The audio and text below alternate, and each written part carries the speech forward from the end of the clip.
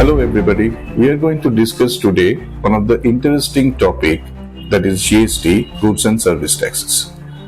We are going to discuss about the preliminary concept of GST today. That what is actually GST, what is its need, and what was there before GST. Basically, GST is nothing but indirect taxes. And earlier to GST, there were many indirect taxes across India and also in various states. Like in central, we had central excise duty, customs, and in states we had VAT, entertainment tax, luxury tax, and this. What had happened because in those period is that the input tax element of these particular indirect taxes were not interlinked.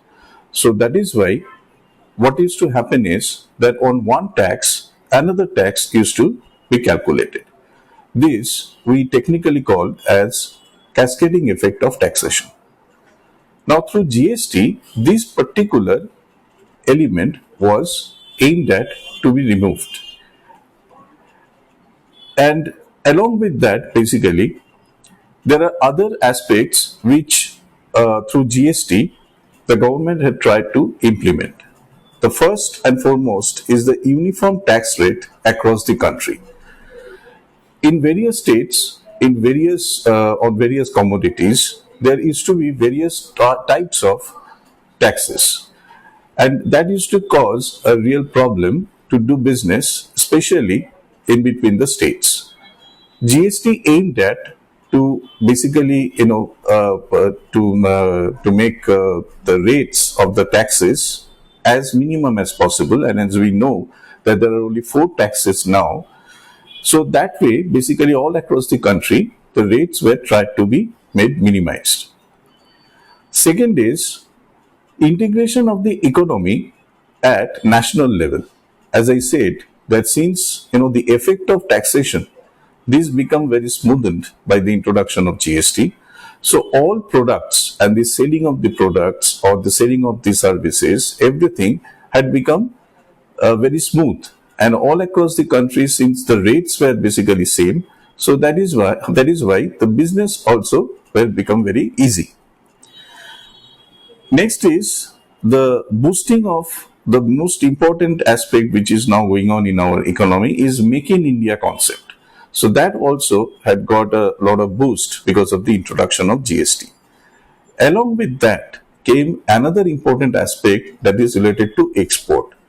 What used to happen is that earlier these export compliances were very much, there were stringent compliances. But through GST, this has been made more simplified. Now, by making export, the exporter can get at least 90% of the taxes as a refund.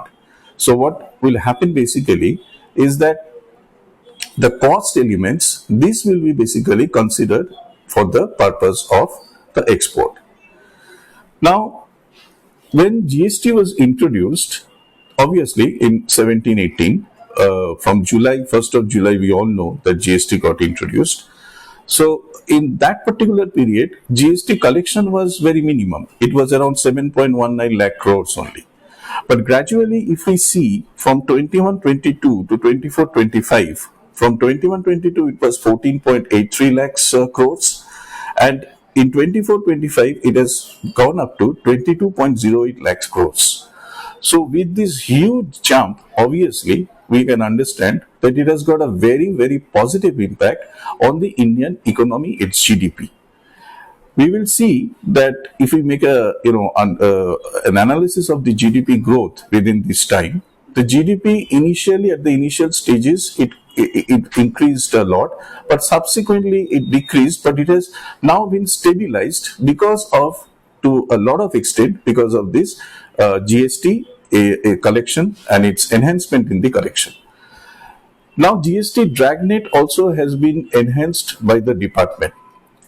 And we know that almost the SME sectors, the large sectors, they are also into this GST the domain, and especially since GST is technology driven, so that is why this is becoming very easy now to make the compliances to get the necessary documents. Like earlier, I know that in West Bengal, the way bills were used to be, or like the forms, the C forms and all other forms, the dealers had to collect this physically.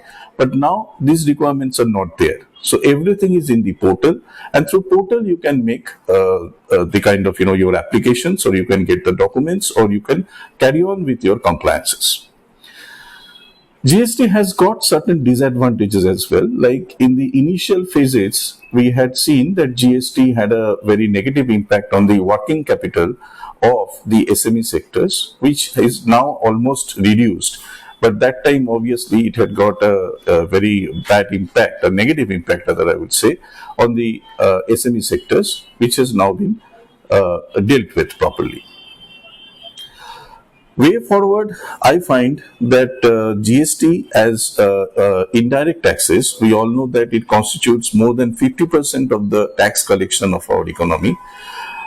And with its ease of input tax, passing on of the input tax, setting off of the liabilities, and the gradual improvement in the compliances and all, it is definitely we can say that the GST is going to have a very positive impact in the coming years to come as well. GST has got compliances aspects like filing of return, doing the assessments, and the departmental activities which are related to assessments, penalty procedures, and everything. In our next episodes, we are going to discuss on these nitty-gritties of it. This had been my endeavor had been to make a macro kind of analysis of the GST, and way forward, definitely I will come up with more episodes on the micro level of GST. Thank you very much. এগিয়ে চলেছে ভারত, অর্থনীতি সমাজ বদল চোখে পড়ার মতো। বিকশিত ভারত নিয়ে আপনি কতটা আশাবাদী? আপনি জানেন কি আপনাকে কখন ট্যাক্স দিতে হবে, কেন দিতে হবে, কি বা লাভ তাতে দেশে? বিনিয়োগের খবর কি? কে এলেন বিনিয়োগ করতে? আপনি বা বিনিয়োগ করছেন না কেন? হাজার প্রশ্নের হাজার উত্তর নিয়ে লিখুন অর্থসূত্র।